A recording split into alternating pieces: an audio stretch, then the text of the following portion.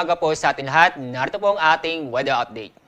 Matatala sa Metro Manila na kung saan aabot po ng 33 degrees Celsius.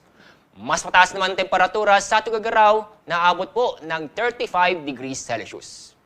Kahit na maganda at maliwas na panahon, may tsansa pa rin ng mga isolated na mga pag-ulan dahil sa thunderstorm sa bandang hapon o gabi. Dako tayo sa Visayas at Mindanao.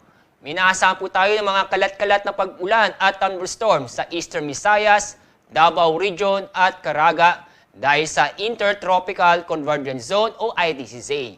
Samantala, sa lalabing bahagi po ng Visayas, agad din po sa bandang Mindanao, magiging maganda at maliwas na panahon, maliban lang po sa mga isolated na mga pag-ulan, kadalasan sa hapon o gabi.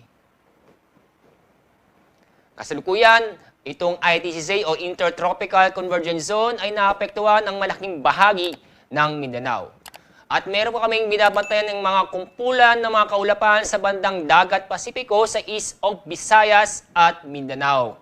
Base sa ating mga data na amin nakalap, may posibilidad, may mabuong low pressure area sa bandang kumpulan ng mga kaulapan. At sa mga nagbabalak pong pumalaot, ang ating mga karagatan sa buong bansa ay magiging banayan hanggang sa katamtaman ang pag-alon.